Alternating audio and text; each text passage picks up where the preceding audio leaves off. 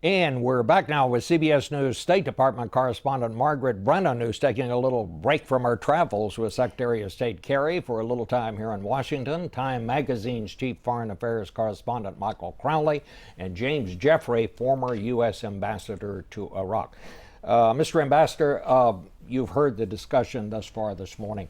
What would be the main point you'd make right now? The most important thing, Bob, is that this is a national security emergency for the United States. President Obama has laid out how important it is. As Senator Barroso said, it's a huge terrorist threat. It's our allies and partners under stress. It's a possible civil war in the middle of the Middle East, and it's even impact on our oil and energy security. So we need to act, and we need to continue acting very quickly. But here you have Maliki, who I wouldn't say he's at the point of really thumbing his nose at us at this point, but he's saying, look, I'm not making promises about being more inclusive here. Can this thing work if he stays? It cannot work, in my view, if he stays, but he's got to win, as Senator Barroso also said, a strong majority in the parliament, and it's not guaranteed that he will do this because people are very unhappy with his leadership. So what happens, Margaret? You've been with the Secretary of State. You know what he's been pushing. Where does he see this going? Well, the U.S. is stopping short of asking Maliki to step down, though nearly every Sunni country surrounding Iraq is saying he's got to go for this to work. And the U.S. is very focused on the process, as the ambassador just said, which is this is going to become about whether Maliki can get the votes and the blocs to line up behind him. July 1st is when they start forming this government. And we do know that some of the Sunni leaders have said, we're not even going to start that process until you promise us that Maliki's going to go. So it really remains to be seen how much they can get done in the next few days. And that's why Secretary Kerry's literally going door to door throughout the region, pushing so many of the leaders there to use their influence to peel away some of the Sunni tribes, to peel away some of the sort of fertile ground that has been laid for ISIS to take hold. Michael, where do you see it?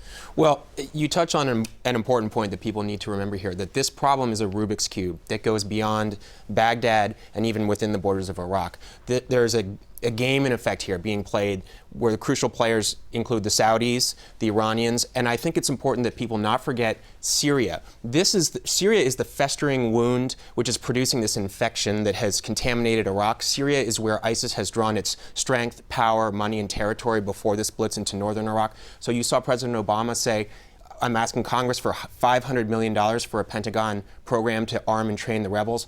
That is a real reversal from his position in the past couple of years where he says, we don't want to get too involved with that.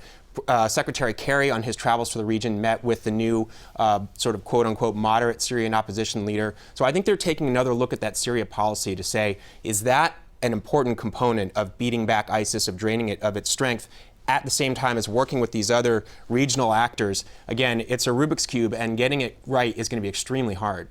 Well, Ambassador, I mean, somehow I think back, and I remember back during Iran-Contra, and we were looking for moderate Iranians in those days, and of course we found out there weren't any. How is it going to be possible to mount some kind of opposition to these ISIS people? Because, as you say, they are a threat to the United States, in your view. But where do we go from here? Only a few of us can go back 30 years, Bob, but yes, there are plenty of people in Iraq on all sides, Sunnis, Kurds, and Shia, who want a unified Iraq and will at least try to reach out to the other parties. There are many alternatives to Prime Minister Maliki, and there are many Sunnis who, even though they've joined ranks with ISIS, actually hope for a unified Iraq. So I think we can move forward on this. All right. I want you to hold that thought, because we're going to continue this conversation in the second half of Face the Nation. Welcome back to Face the Nation Part 2, and we are back with CBS News State Department correspondent Margaret Brennan, Time Magazine's Michael Crowley, and former U.S. Ambassador to Iraq, James Jeffrey. Michael, you were making the point that a lot of this goes back to Syria. Right. So you think Iraq is the problem from hell. It's actually problem from hell number 2. The president was already struggling to find some way to put some water on this raging fire in Syria, which I really think is producing the ISIS with the power and the ambition and the threat possibly to the West and the United States that is storming into Iraq now. So part of what's happening here is, how do we solve the political situation in Iraq? What do we do about Maliki? But I think the White House is taking another look at Syria and saying, maybe finally some of these critics who are saying we're not doing enough might be right. and we're going to go back at it. And you saw the president make, I thought, a fairly dramatic announcement asking Congress for $500 million to train and arm the Syrian rebels, although still not a clear policy. Right. Well, I mean, it's so, I mean, what we have here now, it seems to me, you know, now we're talking about aid to fight the Syrian government, but I guess we don't want to fight the part of the Syrian government that's bombing some of these ISIS people. We're talking about Iran, but now you've got Iran mixed up in this thing, and some are saying we're just going to become an air arm of the Iranian forces down there. I cannot remember when anything is tangled up as this seems to be, Margaret. Well, it is. I mean, specifically when you look at the question of Syria, the regime there backed by Iran, the showdown there with some of the Arab governments who they want Assad to go and are on the other side of things in Iraq, it is tangled. But what you hear from Michael about this change in the White House decision to ask for funding, it's a choice without a conviction on the part of the president, because it's going to take 6 to 8 months to train these moderate rebels under the program as it's currently put forward to Congress. But what you hear from Arab diplomats in the region is that they've been told the covert program may actually get stepped up here. You will start to see aircraft come down. And the moderate rebels on the ground in Syria are battling on two fronts. They're not only fighting Assad, who's only gotten stronger because of ISIS, they're also fighting these extremists in ISIS. That ground that they've in many ways ceded to these extremists has become the launch pad that they've gone over into Iraq from.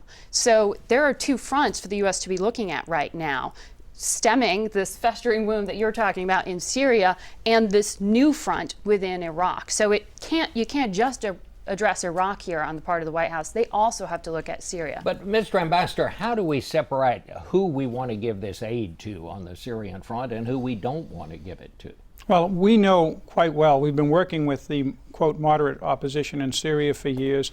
We have people on the ground throughout the region, Bob, who've dealt for years with the Syrian opposition, who dealt for years with many of the Sunnis in Iraq. This is, as Margaret said, a budding regional conflagration between Sunnis and Shia. But if we act now with those people who we know want to avoid this, we can move forward and we can have a much more active policy than we've had up to now, I think. I didn't hear anybody, Joe Manchin, John Barrasso, anybody, Charlie D'Agata, who's in Baghdad this morning, that was very optimistic about turning this thing around. Tell me what has to happen, do you see any reason that we can be optimistic here? Optimism is in short supply in the Middle East, Bob, but what I do think is the administration needs to step up its act. We should use military strikes against ISIS when they threaten the Shia areas or Baghdad. We need to accelerate very rapidly, and we have ways to do it, as Margaret said, aid to the Syrians, and we need to be more active with results, not simply inputs. That is absolutely important right now because people are questioning our will, not our capabilities. Well, what about that, Margaret? Do you see any indication within the administration that the president is ready to take some strong action here other than what we've heard announced? U.S. officials basically lay out a scenario in which they're trying to create the most flexibility for the president they possibly can. But they say up front, right now we're gathering intelligence every single day for targets in Iraq. We're not prepping strikes yet. This is not happening immediately. And they're making all of this sort of leverage to get the Iraqi government to act to form this new inclusive government. But most of the Arab diplomats and those in the region I speak to don't think this is happening overnight. They put Maliki in power for weeks here at least. And this process, last time they tried to form an Iraqi government, took around 8 months or so. So this is not going to be quick. The issue is that the longer that this goes without trying to dig ISIS out of these towns and villages, is that they get embedded in there. And it's very hard to carry out strikes when you have people holding on to civilian areas. Although one thing that we could hope happens is that ISIS overplays its hand.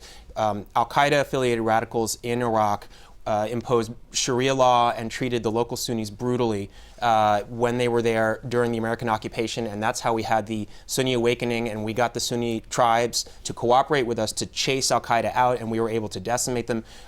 If ISIS does that again, it could turn the local population against them. If they get greedy, trying to acquire too much territory, they'll be stretched thin. That would be a way we can fight them back. And number two, if regional actors like Iran and the Saudis decide we want stability and not score settling, we're not going to fuel sectarian passions. We're going to try to restore political stability and the borders as we knew them.